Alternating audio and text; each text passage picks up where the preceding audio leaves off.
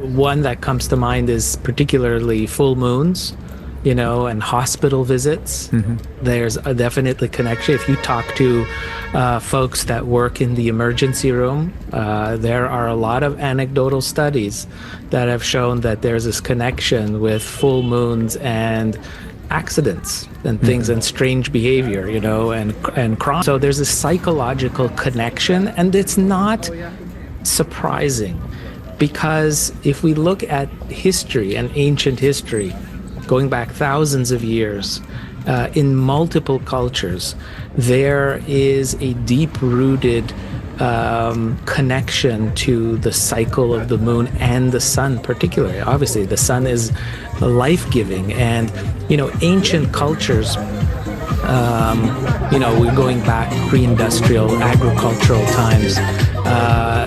The harvests, were dependent on the cycles of the sun and the moon, and they would determine when to sow crops, and when there were eclipses, it's interesting. There were definitely ominous predictions made in connection with solar eclipses, totality particularly. You have to remember, back then, partial eclipses probably weren't noticed very much. Thousands of years ago, they didn't have eye protection, and the just so that folks know, is that when you have a partial eclipse that's, say, even up to 80 or up to 90% of the sun covered, if you're not looking at the sun, you would probably not notice any difference on the ground. The light even being there, and it has to be like 95 and up % coverage of the sun for that to be noticed. So for ancient people, totality it's either that the sun is there or suddenly it's not there, and that could be something very ominous. There's disease, pestilence, wars, political changes in multiple cultures associated with totality. Yeah, I mean, I'm such a skeptical guy. I'd love to see the data on that, and for example, the emergency room and full moon visits, but I don't want to splash cold water on the mystical elements of the eclipse. We'll just leave everything where it is right now, and let's go to our next caller, who, like our first caller, is in the path of totality. Doug Tate is in Kingston, Ontario. Hi, Doug. Hi, Ian. Are you excited about tomorrow? Absolutely. I just wish it was today. It's not a cloud sky, and that may not be the case tomorrow, but I'm still looking forward to it. Yeah. So what's your question for Andrew? Okay. Well, I've sort of been following the information on the use of the glasses in the totality range. And when the moon totally obstructs the sun for a period of about 3 minutes, is it possible to take the glasses off when that occurs, or because I've seen some information on that. Yeah, Doug, thank you very much for calling. A little bit of problem with the phone connection, so let me go to Andrew now. This is really, really important, and I know there's been a lot of media coverage on it, but I think we should make it absolutely clear. Well, Andrew, what should people be doing with their glasses during the eclipse? So this is absolutely important to really properly and safely enjoy this entire event. And you have to remember, this is like a 3-hour event. So for those that are in the path of totality, right, where the entire disk of the sun is completely covered by the moon for those precious few moments, it could be 30 seconds up 3.5 minutes, depending on where you are geographically. But at those moments of totality, you can take your glasses off. Every other time, as long as you can see a sliver of the sun, you should keep your glasses on, those safe solar eclipse glasses. And that's for all the partial phases. But for those moments of totality, you can take your glasses off, because in fact, through these eclipse glasses, there's nothing else that should be visible other than the little orange disk of the sun that you could see through there. No lamps should be visible, nothing except just the sun. It blocks out about 99.998% of the solar rays, and it just leaves enough behind that gets through the mylar filter of these eclipse glasses that allows you to enjoy safely, and you can stare at the sun.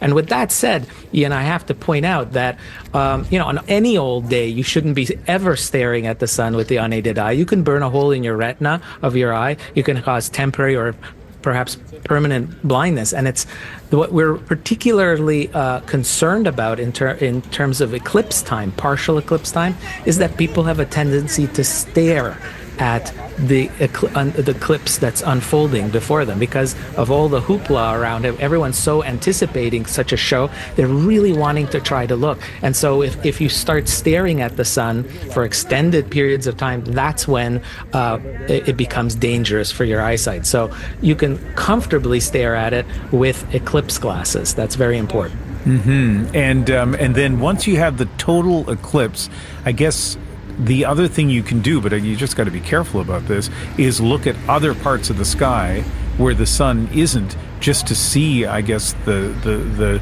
midday darkness, right?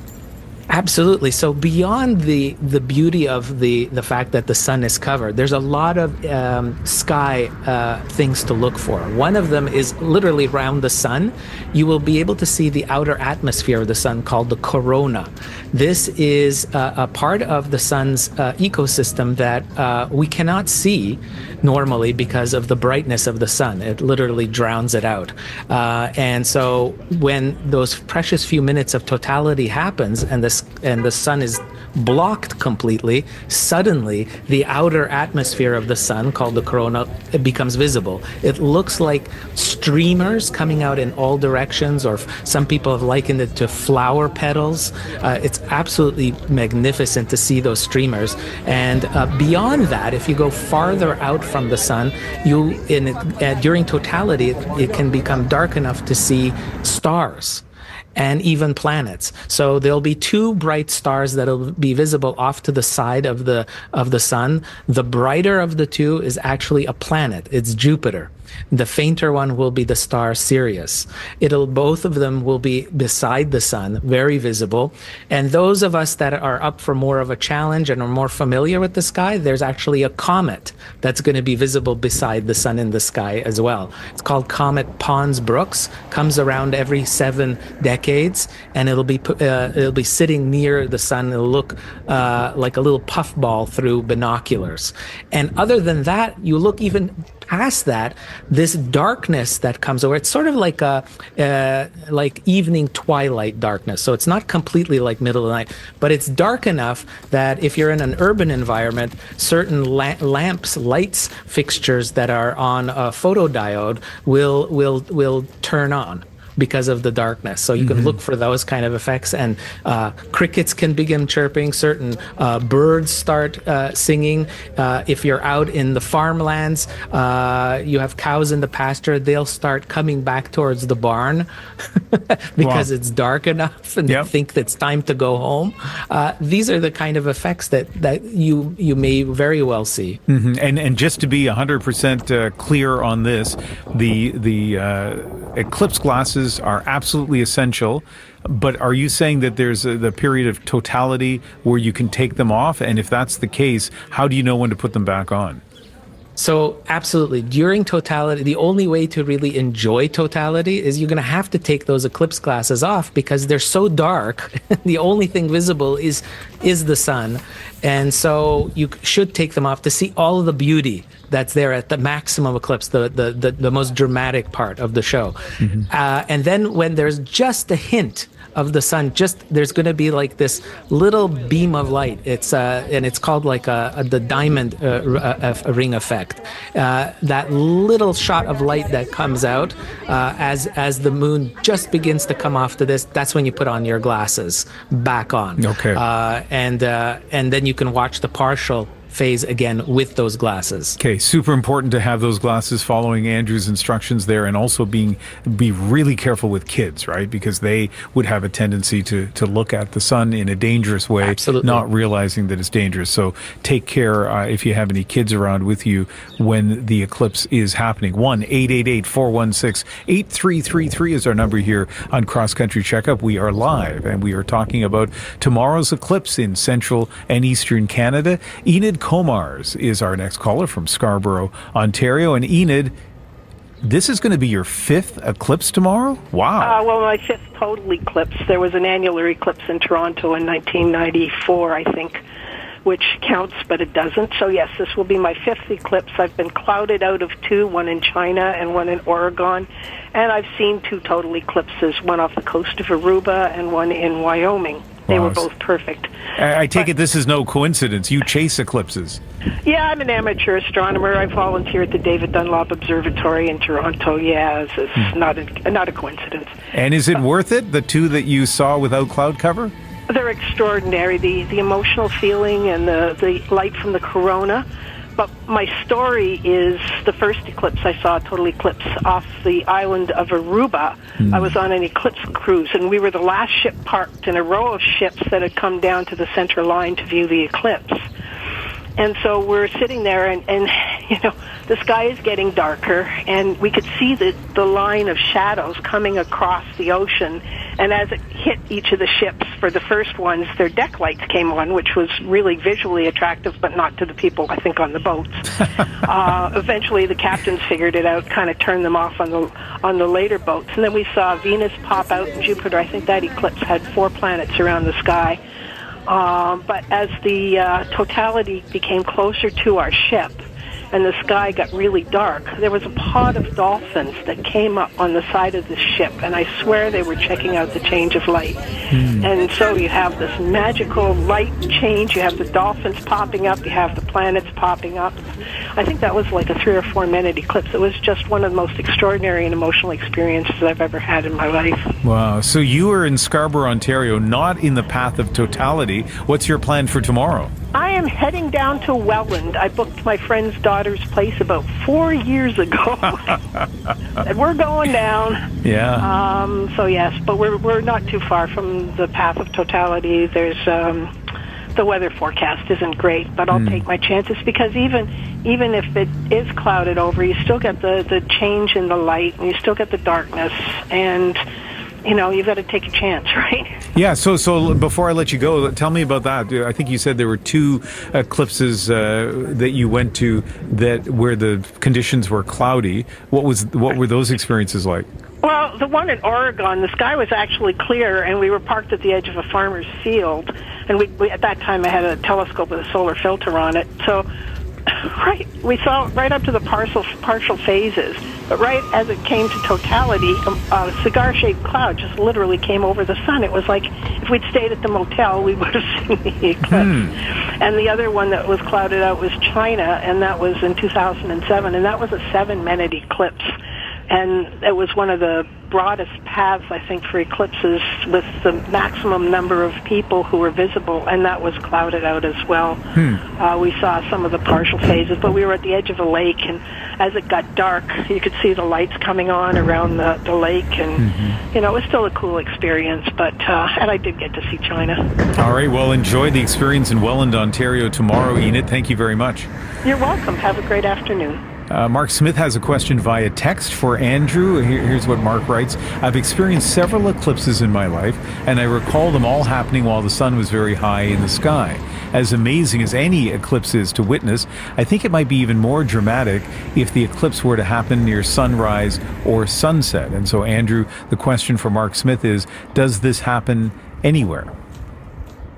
Yeah, I mean, in fact, I'm trying to remember which year, just a few short years ago here in Montreal, like maybe 3 years, it was during the pandemic, I think it was, we had a sunrise solar eclipse, a partial solar eclipse.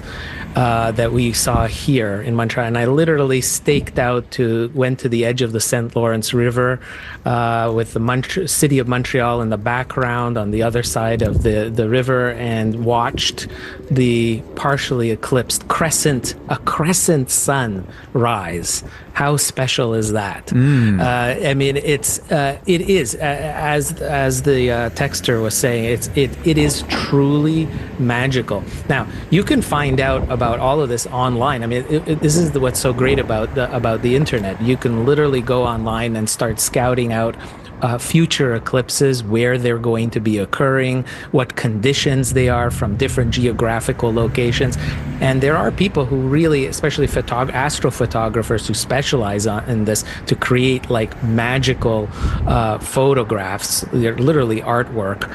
They stake out these specific geographical spots where they know they can frame the eclipse in its absolute beauty. And of course, we're talking about the foreground, the earthly foreground. It's one thing, we're all, to look at an eclipse through a solar filter, which blocks out literally everything, and all you see is an orange orb, right? Maybe with a bite taken out of it. That's different from actually being able to center a photograph with amazing foreground, terrain like mountains or water in front of you. It just makes it so magical.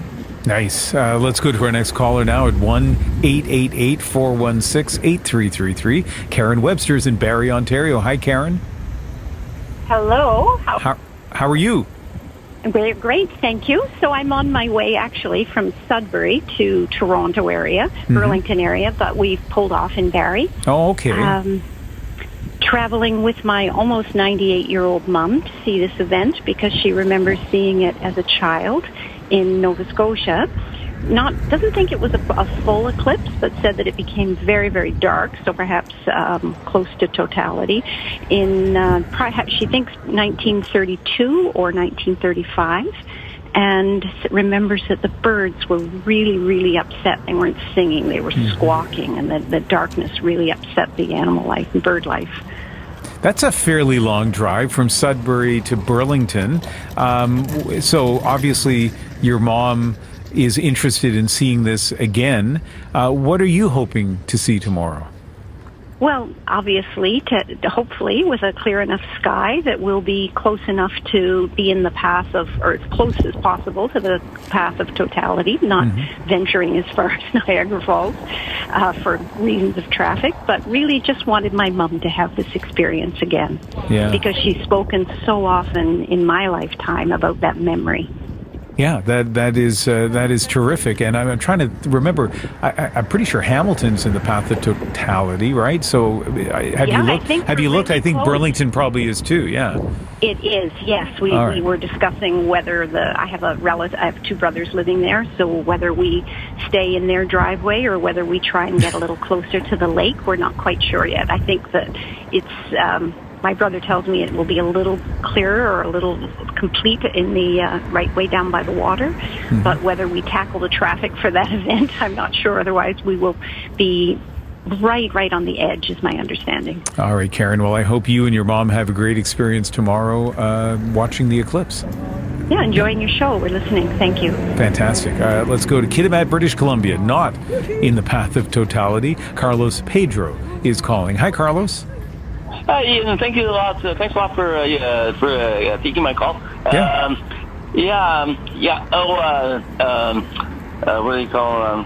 Yeah. Thank you. My question, of course, is when's the next eclipse? And again, thank you for taking my call and love your program. And I listen to a lot of CBC radio. It's great. We had good shows on Pierre Burton. I remember him. Betty Kennedy, Gordon Sinclair, the front page challenge, the Dr. Fox. Yeah. I used to read McLean's. Oh yeah. Anyway, Yeah, so, yeah. All right, Carlos, thank you very much for calling, and thank you for mentioning those names. There are some people who are listening who will remember Front Page Challenge, and it was an iconic show for many, many years on CBC, and some of the people you mentioned were panelists who were well known in their own right, but also for being part of that program. And Andrew Fazekas is our expert here on the eclipse. Andrew, you were mentioning that trying to find out when the next, or not trying to, actually finding out when the next solar eclipse will be is as easy as doing a Google search. When you've done that search, what sort of, are there any that come to mind as you think to yourself, yeah, you know what, I want to go to Iceland in 3 or 4 years? So what are you thinking?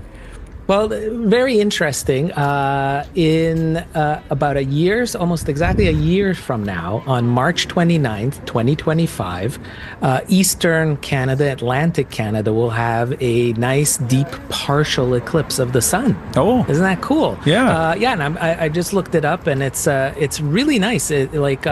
From Montreal, just as an example, it's about almost 60% coverage of the sun.